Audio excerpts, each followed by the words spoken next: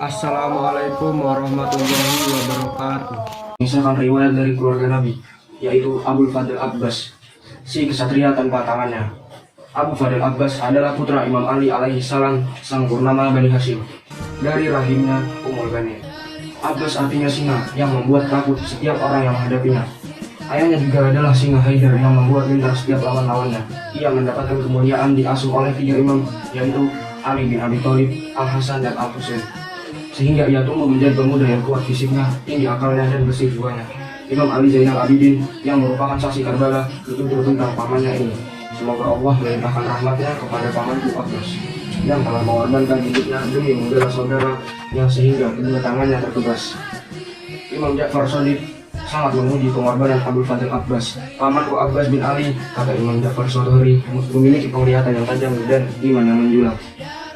Pada kesempatan lainnya, Imam Ja'far menyampaikan salam kepadanya dengan mengatakan, segala puji bagi Allah dan para malaikatnya, salam sejahtera bagi para nabi dan orang-orang saleh. Salam bagi seluruh syuhada dan orang-orang yang jujur. Salam sejahtera bagi Abbas bin Ali bin Abi Thalib.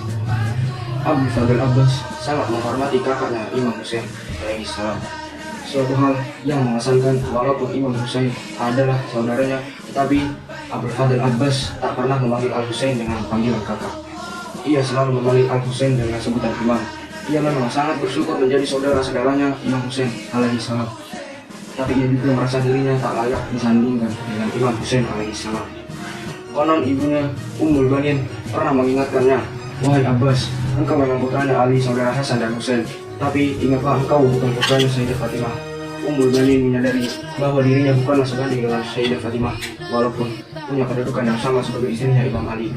Saat peristiwa Karbala, hanya satu kali seumur hidupnya, ia gagal memenuhi permintaan keluarga imamnya, yaitu ketika Sukainah dalam kehausan yang tiada tara, memintanya untuk mengambil air untuk membasahi tenggorokan mereka yang terbakar dahaga. Abbas meneteskan air matanya melihat permata Husain merana dilanda dahaga di pinggir sungai Efrat yang melimpah air. Ketika kuda-kuda bahkan anjing sekalipun dibiarkan meminum air sungai, namun keluarga Nabi dibiarkan kehausan hingga tubuh terkulai. Sungguh manusia-manusia durjana yang biadab, tapi masih mau mengaku umatnya Muhammad. Abbas tak mampu menahan haru. Dengan izin imamnya, ia hentakkan kudanya menuju sungai Efrat dengan satu tekad mengambil air untuk keluarga Muhammad. Sampailah ia di pinggir sungai Efrat. Napas memburu, tenggorokan naik turun melihat air bening mengalir tenang. Dan bersih di hatinya, ingin meneguh air untuk membasahi kerongkongannya, tetapi benaknya diliputi wajah-wajah mulia Imam Husain dan putra-putrinya. Tak layak pikirnya, ia meneguk air menghilangkan dahaga, sementara sang imam dan keluarganya menanti dalam kehausan yang antara. Dengan segera ia mengisi kantong-kantong airnya, kembali menaiki kudanya menuju tenda tempat Sukainah menunggunya. Tapi pasukan musuh sudah mengepungnya, tak memberi jalan bagi Abbas untuk melewatinya tanpa perjuangan bersenjata. Abbas mengikat kantong-kantong air tubuhnya dengan pedang di tangan kanan. Ia menyongsong pasukan musuh yang beringas ingin membunuhnya. Tak kenal kasihan, ratusan tombak dan pedang digunakan untuk menghadang Abul Fadl Abbas yang hanya sendirian. Hingga sebuah pedang berhasil menebas lengan Abbas yang sebelah kanan. Tangan kanan itu jatuh terpental dan darah pun bertebaran. Abul Fadl Abbas meringis menahan sakit. Demi Allah, kata tangan kiriku, apalah arti sepotong tanganku untuk membela agama kakekku, karena aku telah serahkan jiwa demi tegaknya agama. Abbas terus berperang di tengah derasnya anak-anak panah dan yang dilontarkan. Tiba-tiba dari arah belakang sebuah ayunan pedang kembali menghantam, menebas tangan kirinya.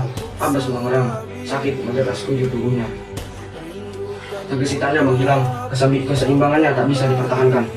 Abbas tetap berada di atas kudanya dalam keadaan putus kedua tangannya, darah melumuri bajunya, mata yang hanya mampu menatap wajah-wajah durjana di sekitarnya. Ia masih berpikir memperhatikan jalan keluar agar dapat mengantarkan kantong air kepada keluarga imamnya. Tapi apa mau dikata, sebatang anak panah mengenai matanya, luka merakah menebarkan banyak darah, tubuhnya tak mampu lagi bertahan di atas kudanya. Ia jatuh bersungguh bebas karena tak ada lagi tangan yang bisa menopangnya. Wajah Abbas yang berlumuran darah semakin dilanda kalut dan sedih melihat kantong air putus dan airnya terbuang sia-sia di padang pasir Karbala. Ia meradang karena tak berhasil memenuhi permintaan keponakannya Sukainah dan Atifah. Di sisa-sisa tenaganya, ia hanya mampu berteriak, "Wahai Imam, datanglah padaku sebelum ajal menjemputku." Teriakannya sampai di telinga Al-Husain. Al-Husain bergegas menyongsong Abbas, matanya menatap setiap mayat yang berserakan. Di manakah Abbas? Imam memperhatikan kesana kemari. Ia melihat sosok tubuh mengerang. Semakin dekat semakin terlihat, itulah Abbas. Abbas saudaraku, apa yang mereka lakukan terhadapmu? Kata Al-Husain. Imam mengangkat kepala Abbas, meletakkannya di pangkuannya. Tapi Abbas menggeser kepalanya, meletakkan kembali di padang pasir Karbala. Imam mengangkat dan meletakkan kembali di pangkuannya. Wahai Imam, kata Abbas, aku membayangkan saat ajal menjemputmu, tak ada seorang pun yang memangku kepalamu. Karena itu aku merasa lebih baik jika kepalaku tetap di atas pasir saat ajal menjemputku. Lagipula, aku adalah hambamu dan engkau adalah imamku. Tak pantas bagiku meletakkan kepala di pangkuannya. Imam Husain tak mampu menahan haru, air mata menetes deras mengharu biru. Wahai Imam, lanjut Abbas, waktu aku dilahirkan wajahmu lah yang kupandang, maka di akhir hidupku ini, aku juga hanya ingin memandang wajahmu. Namun satu mataku tertusuk anak panah, dan satunya lagi dibanjiri darah. Tanganku sudah tiada. Aku mohon padamu untuk membersihkan darah dari sebelah mataku, agar aku dapat menatap wajahmu. Tetesan air mata Al-Husain semakin deras. Wahai Imam, kata Abbas lagi, aku masih ada permohonan padamu. Jika aku wafat, aku tidak ingin jenazahku dibawa ke tenda, karena aku telah berjanji pada Sukainah untuk membawa air kepadanya, tapi aku gagal. Aku malu menemuinya sekalipun hanya jasadku saja. Begitu pula janganlah engkau bawa Sukainah kemari untuk melihat keadaanku. Karena aku khawatir dirinya tak mampu menahan duka melihat tubuhku seperti ini, jadi biarkanlah jasadku terbaring sendiri di sini. Imam Husain tak mampu berkata apapun, hanya air mata yang berderai. Ia bersihkan darah dari wajah Abbas untuk memenuhi permintaan terakhirnya. Kedua saudara ini saling pandang. Imam Husain kemudian berkata, wahai Abbas, aku juga punya permintaan padamu. Sejak anak-anak engkau selalu memanggilku imam, maka di akhir hayatmu ini, aku ingin sekali saja engkau memanggilku kakak. Dengan suara lirih, Abdul Fadl Abbas mengucap, kakakku, dan syahidlah Abdul Fadl Abbas sebagai syuhada di Karbala.